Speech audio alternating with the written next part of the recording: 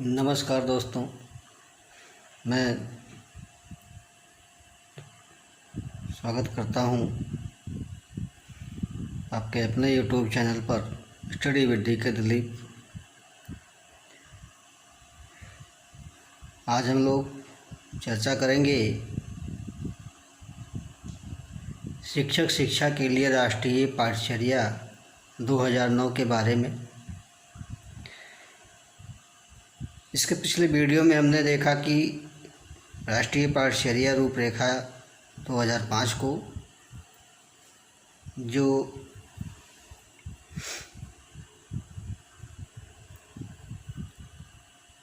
की रूपरेखा थी, उसमें प्राथमिक शिक्षा को लेकर के बच्चों के शैक्षिक गुणवत्ता में सुधार, उनकी पाठचर्या या उनके पाठ्यक्रम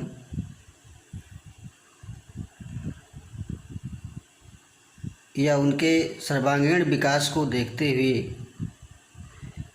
एक रूपरेखा बनाई गई थी।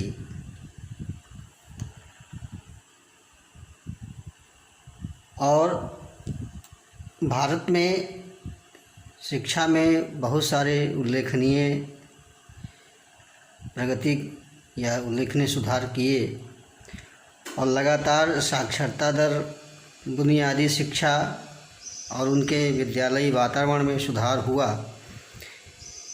इसी प्रयास में बच्चों के निःशुल्क एवं अनिवार्य शिक्षा को उन्नत बनाने के लिए शिक्षा अधिकार अधिनियम 2009 भी लाया गया। इससे जो है भारत देश की शिक्षा व्यवस्था में आमूलचूल परिवर्तन हुआ। इसके अलावा इन सारी व्यवस्थाओं के लागू होने के बाद भी इनमें तमाम चुनौतियां सामने देखने को मिली और इसके लिए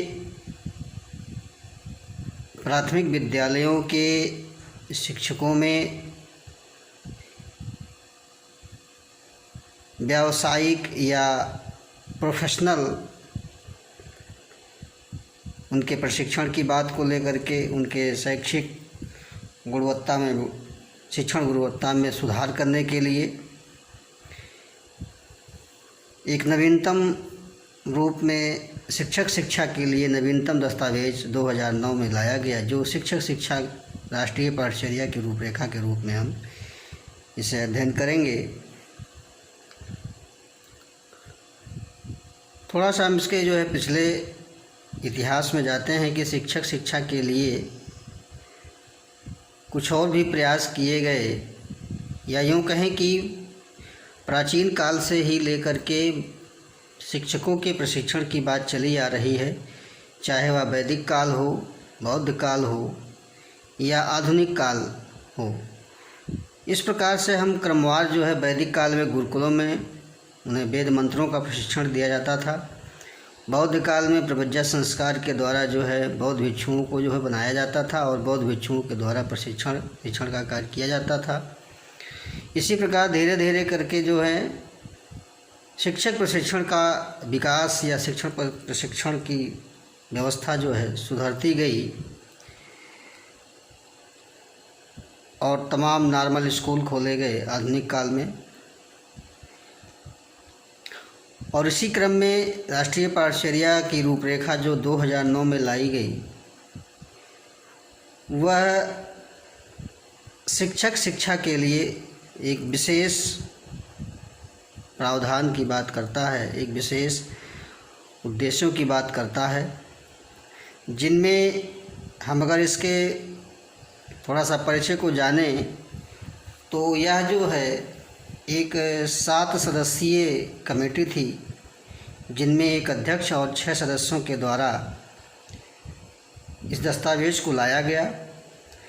इसके अध्यक्ष जो है CL आनंद थे और यह भारत में शिक्षक शिक्षा के कई पाठ्यक्रमों जैसे DLED, इसका जो प्रचलित नाम पहले था वो था BTC, और B.Ed, M.Ed, B.Ped और M.Ped की पाठचर्या पर प्रकाश डालने वाला एक नवीनतम प्रारूप है। अर्थात यूँ कहें कि जो शिक्षक शिक्षा के लिए प्रशिक्षण कार्यक्रम चलाए जा रहे हैं, चाहे वह बीएड के रूप में हो, डीएलएड के रूप में हो, एमएड के रूप में हो, बीपीएड और एमपीएड के रूप में हो, तो इनके पाठचर्या को लेकर के, इनके शिक्षण सिद्धांतों को लेकर के, इनके इंटर्नशिप को लेकर के, इन सारे चीज़ों का, इन सारे विषयों का एक नवीनतम प्रारूप है और इसे राष्ट्रीय अध्यापक शिक्षा परिषद के अध्यक्ष मोहम्मद अख्तर सिद्दीकी के द्वारा गठित एक विशेषज्ञ समिति बनाई गई थी, जिनमें अध्यक्ष के रूप में CL आनंद और कुल 6 सदस्यों को नियुक्त किया गया था। तो कहने का मतलब ये है कि जो राष्ट्रीय अध्यापक शिक्षा परिषद के अध्यक्ष थे मोहम्मद अख्तर सिद्दीकी द्वारा यह समिति बनाई गई और इसके अध्यक्ष CL आनंद थे। इसमें कुल 6 अध्यायों का वर्णन मिलता है। इसके पहले हमने 2005 पाठचर्या में जो है 5 अध्यायों की बात की थी, इसमें 6 अध्यायों का बात देखने को मिल रहा है। अब अगर हम इसके मुख्यतः उद्देश्यों को देखें तो इसके मुख्यतः उद्देश्य जो थे वो कहीं न कहीं योग्य पेशेवर व मानवीय मूल्यों से युक्त शिक्षकों को तैयार करने की बात की गई। अर्थात जो शिक्षक हैं उनमें मानवीय मूल्य विकसित किए जाएं और एक प्रोफेशनल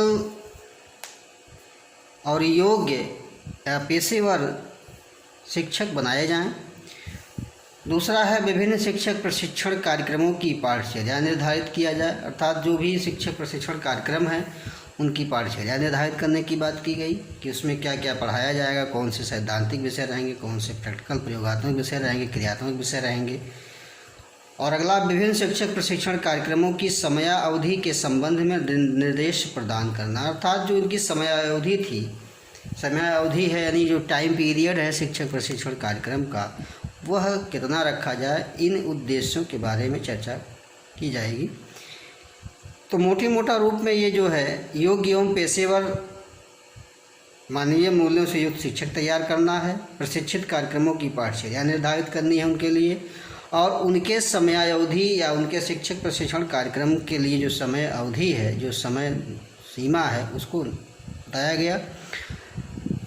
अब अगर हम इसको देखें कि इस पाठचर्या 2009 शिक्षक शिक्षा में मुख्यतः जो है 2 प्रकार के उद्देश्यों का निर्धारण करने को किया गया, जिनमें से हम अगर देखें तो एक है प्रत्यक्ष उद्देश्य और दूसरा है अप्रत्यक्ष उद्देश्य। तो प्रत्यक्ष उद्देश्यों में हम देख रहे हैं कि उपयोगी पाठ्यक्रम का निर्माण कराना, शिक्षक शिक्षा की समयावधि, शिक्षक में दार्शनिक व मनोवैज्ञानिक सामाजिक आधार को समझने की योग्यता, शिक्षकों में निर्देशन परामर्श करने की योग्यता के विकास आदि को शामिल किया गया। तो कहने का मतलब ये है कि प्रत्यक्ष उद्देश्य में शिक्षक शिक्षा की समयावधि, उन्हें दार्शनिक बनाने, उनके मनोवैज्ञानिक दृष्टिकोण विकसित करने, उनके सामाजिकता को विकसित करने, उनके निर्देशन परामर्श करने की योग्यता विकसित करने और अप्रत्यक्ष का संबंध उस प्रक्रिया से है जिसके द्वारा शिक्षक अपने उत्तरदायित्वों और कर्तव्यों का पालन उचित रूप से कर सके।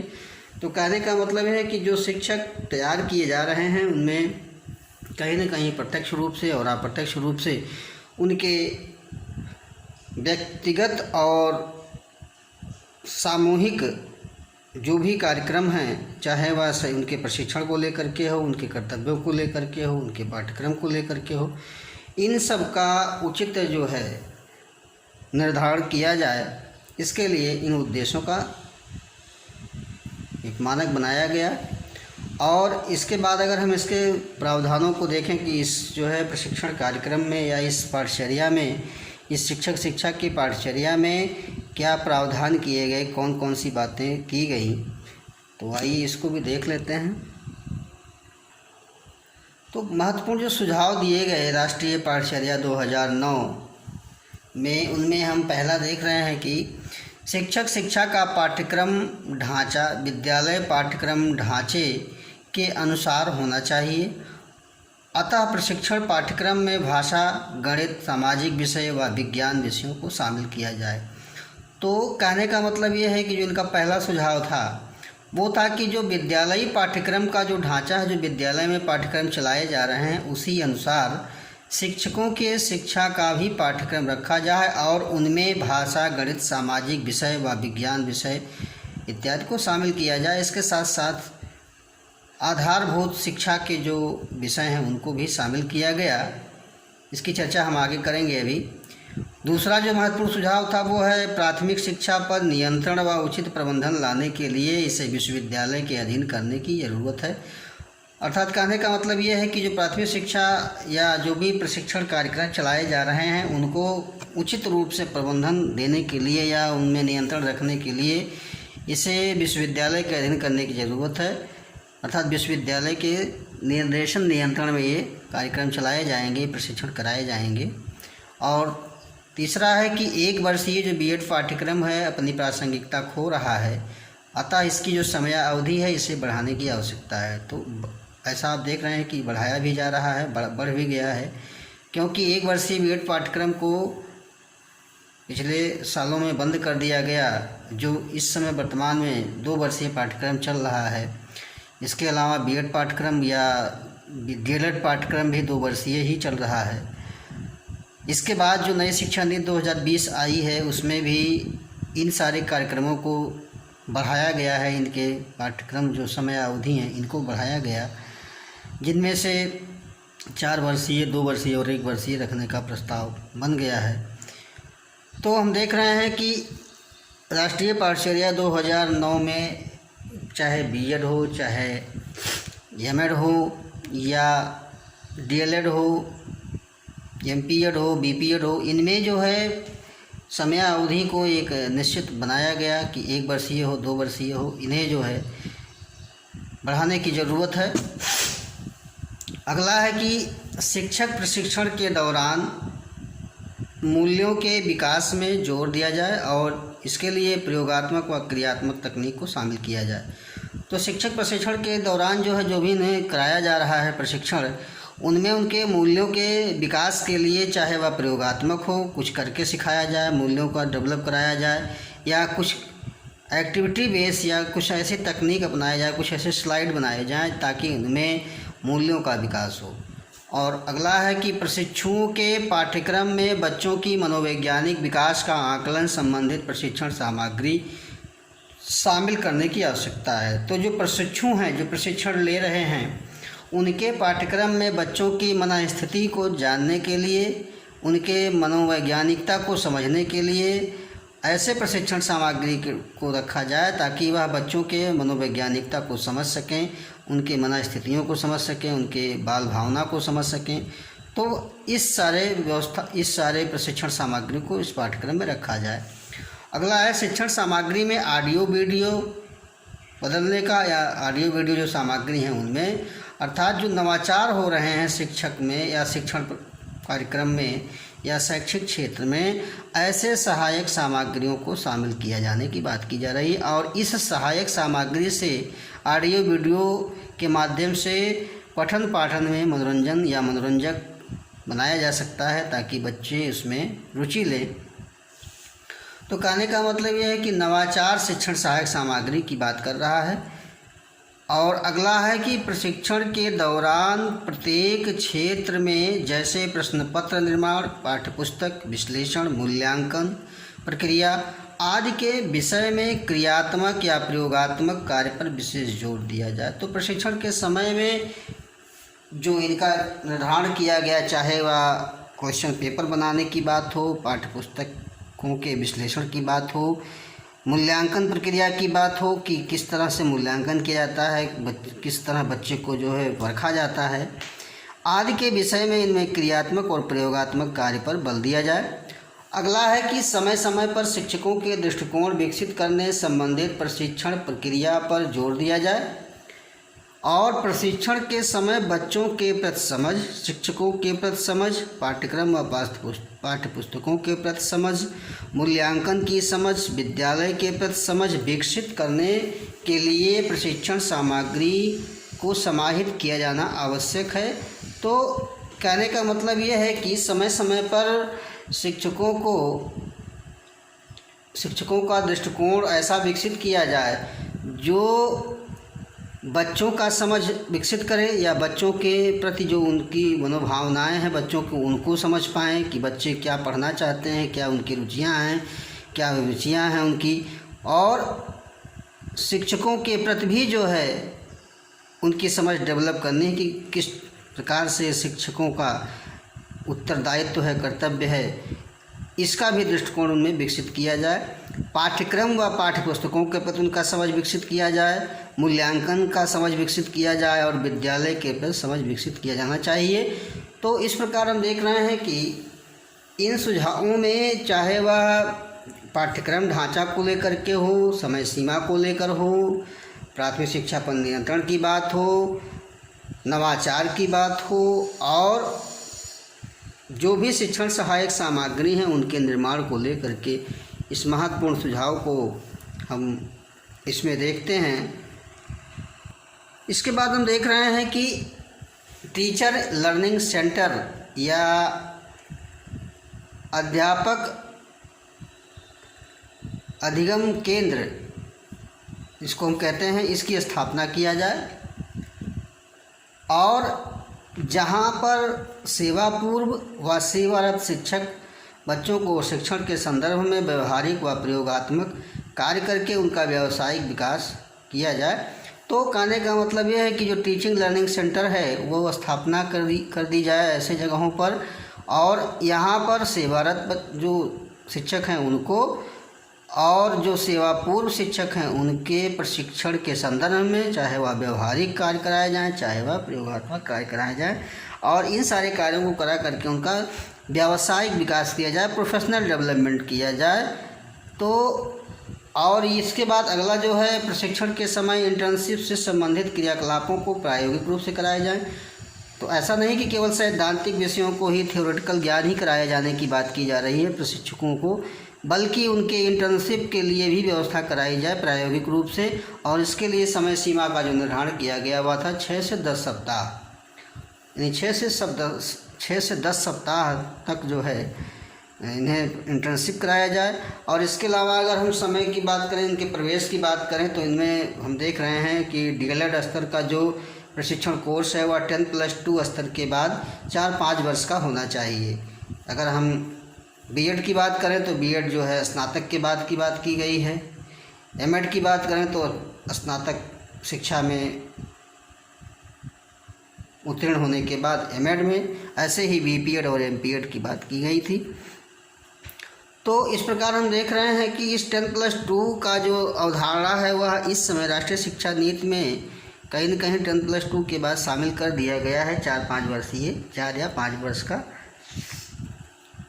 इसके बाद अगला है कि विकलांग बच्चों को सामान्य बच्चों के साथ समेकित रूप से शिक्षा के लिए प्रशिक्षण दिया जाना चाहिए और इनसे संबंधित प्रशिक्षण सामग्री तैयार, अर्थात समावेशी शिक्षा की बात हो रही है, ताकि विकलांग बच्चों को भी सामान्य बच्चों के साथ उन्हें प्रशिक्षित किया जा सके, उन्हें प्रशिक्षण दिया जा सके। और इसके लिए इन सारे शिक्षण सामग्रियों को, इन प्रशिक्षण सामग्रियों को तैयार किया जाए। तो कहने का मतलब ये है कि विकलांग बच्चों को भी इसमें रखा गया। और इसके साथ साथ अगला जो है वो है पूर्व बाल्यावस्था शिक्षा हेतु प्रशिक्षण दिया जाना चाहिए, अर्थात जो प्राथमिक शिक्षा या प्राथमिक जो बच्चे हैं उनमें पूर्व बाल्यावस्था की जो शिक्षा है उसको भी प्रशिक्षित किया जाना चाहिए उन्हें। और अगला भाषा की दक्षता पर विशेष बल दिया जाए, क्योंकि भाषा के माध्यम से ही एक योग्य प्रशिक्षक या योग्य शिक्षक को तैयार किया जा सकता है। अगर किसी भी शिक्षक में भाषा की दक्षता नहीं है, भाषा में प्रवीण कुशल नहीं है, तो वह अच्छा शिक्षक नहीं बन सकता है, अर्थात उसे भाषा वोकैबुलरी की समझ जो है ज़्यादा होनी चाहिए। और अगला है SC/ST अल्पसंख्यक, अर्थात अनुसूचित जात और अनुसूचित जनजाति अल्पसंख्यक बच्चों की शिक्षा से संबंधित भी प्रशिक्षण दिए जाएं। तो कहने का मतलब ये है कि सारे प्रशिक्षुओं को, चाहे वह विकलांग बच्चे हों, उनको समावेशी शिक्षा प्रदान की जाए, उनको सामान्य के साथ विशेष शिक्षा मिलनी चाहिए। इंटर्नशिप की बात की गई, 6 से 10 सप्ताह का समय निश्चित किया गया। इसके बाद अगर हम देखें कि पाठ्यक्रम में क्या क्या पढ़ाया जाता है, तो हम देख रहे हैं कि पहला तो है कि शिक्षा के आधार जो फाउंडेशन एजुकेशन की बात करता है, तो इनमें जो है शिक्षा के उद्देश्य, मनोवैज्ञानिक सिद्धांतों का ज्ञान, अर्थात जो बाल विकास से पेडागॉजी है उसको, और सामाजिक सांस्कृतिक पक्षों का ज्ञान कराया जाता है। दूसरा है शिक्षण शास्त्रीय सिद्धांत, अर्थात जो शिक्षण तकनीक है, शिक्षण सामग्री है, बेसिक टीचिंग मॉडल है, या जो भी चीज़ें हैं टीचिंग लर्निंग से संबंधित, उसको जो है इसमें शामिल किया जाता है। और इसके अलावा अभ्यास है या इंटर्नशिप की बात की गई। तो इस प्रकार हम देख रहे हैं कि राष्ट्रीय पाठचर्या की रूपरेखा शिक्षक शिक्षा के लिए 2009 अर्थात शिक्षक शिक्षा के लिए राष्ट्रीय पाठचर्या 2009 एक ऐसा नवीनतम या ऐसा नया दस्तावेज है जिसमें योग्य, पेशेवर और मानवीय मूल्यों से युक्त शिक्षकों को तैयार करने की बात की गई। और इन शिक्षकों को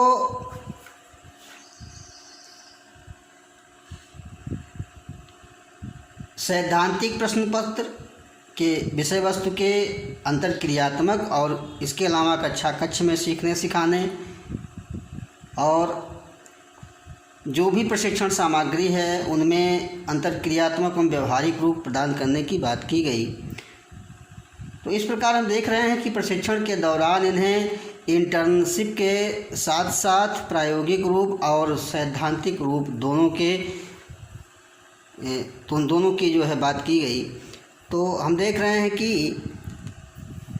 अगर राष्ट्रीय पाठचर्या 2005 में प्राथमिक बच्चों के लिए या विद्यार्थियों के लिए किया गया, तो कहीं न कहीं राष्ट्रीय पाठचर्या 2009 जो है शिक्षकों के प्रशिक्षण के लिए, चाहे वह उनके पाठचर्या को लेकर के हो, उनके शिक्षण सहायक सामग्री को लेकर के हो, या उनके समय सीमा को लेकर के हो, पाठ्यक्रम को लेकर के हो, समावेशी शिक्षा को लेकर के हो, तो इन सारे चीज़ों को रखा गया। तो इस प्रकार हम फिर से एक बात देख लेते हैं कि शिक्षक शिक्षा हेतु राष्ट्रीय पाठचर्या की रूपरेखा 2009 यह एक 7 सदस्यीय जो है कमेटी थी, समिति थी, विशेषज्ञ समिति। इनमें अध्यक्ष थे CL आनंद और विशेषज्ञ समिति का जो गठन किया था अखदर सिद्दीकी द्वारा। इसमें कुल 6 अध्याय हैं। इसके जो मुख्य उद्देश्य हैं कि विभिन्न जो है प्रशिक्षण कार्यक्रमों की पाठचर्या बनाई जाए, मानवीय मूल्य युक्त पेशेवर शिक्षक तैयार कराए जाएं और शिक्षक प्रशिक्षण कार्यक्रम की समयावधि के संबंध में निर्देशन परामर्श या निर्देशन प्रदान किया गया। मोटा रूप में 2 प्रकार के उद्देश्यों को देखने को मिल रहा, प्रत्यक्ष और अप्रत्यक्ष रूप से। और अगर इसके सुझावों को देखा जाए तो शिक्षक शिक्षा का पाठ्यक्रम ढांचा, प्रशिक्षण पाठ्यक्रम में भाषा, गणित, सामाजिक विज्ञान आदि पर जो है जोर दिया गया। विश्वविद्यालय के अधीन करने की बात की गई। पाठ्यक्रम समयावधि को बढ़ाने की बात की गई। मूल्यों के विकास में प्रयोगात्मक क्रियात्मक तकनीक को शामिल किया गया। मनोवैज्ञानिकता को समझने का प्रयास किया गया बच्चों का। और नवाचार शिक्षण सहायक सामग्री को शामिल किया गया। मूल्यांकन प्रक्रिया या पाठ्यवस्तु निर्माण, प्रश्न पत्र निर्माण इत्यादि पर जो है क्रियात्मक प्रयोगात्मक कार्य पर जोर दिए जाने की बात की गई। बच्चों के प्रति समझ विकसित करने, अध्यापकों के प्रति समझ विकसित करने, विद्यालय के प्रति समझ विकसित करने, तो इन सारे चीज़ों को लेकर के यह राष्ट्रीय पाठचर्या शिक्षक शिक्षा के लिए तैयार किया गया था, जिसे हम शिक्षक शिक्षा हेतु राष्ट्रीय पाठचर्या 2009 के नाम से जानते हैं। इसके साथ ही आज का क्लास यहीं पर समाप्त होता है। तब तक के लिए धन्यवाद।